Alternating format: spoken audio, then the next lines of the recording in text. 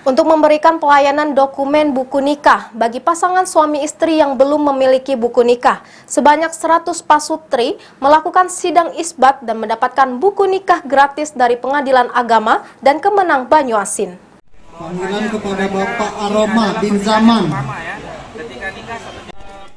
Bekerja sama dengan Pengadilan Agama Pangkalan Balai dan Kemenak, Pemkab Banyuasin kembali menggelar isbat nikah secara gratis. Sebanyak 100 pasangan warga Banyuasin yang sudah menikah dan belum memiliki buku nikah mengikuti isbat nikah terpadu di Balai Pertemuan Desa Sungsang, Kecamatan Banyuasin II.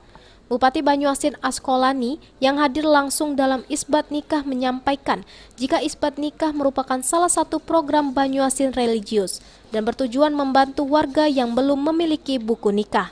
Selanjutnya Bupati berharap sebanyak 2.000 warga yang belum mengantongi buku nikah dapat dituntaskan pada tahun 2023 mendatang.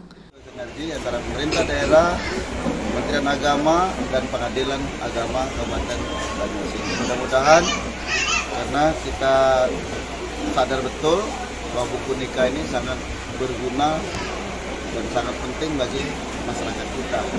Untuk anak sekolah, untuk umroh, naik haji, dan sebagainya itu menjadi syarat di dalam adanya surat nikah ini.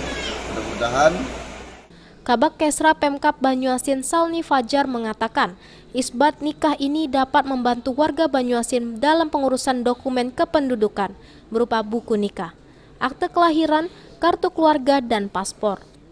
Dan berupaya seluruh pasangan suami istri mengantongi buku nikah resmi.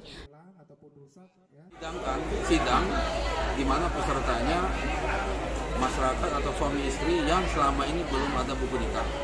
Waktu dia nikah beberapa tahun yang lalu, 10 tahun yang lalu, belum ada buku nikah. Baik mereka sudah nikah siri ataupun nikah apa namanya, ternyata belum ada dokumen buku nikah tercatat dalam dokumen negara. Nah, pada hari ini Pak Bupati membantu masyarakat kita untuk ada dokumen itu.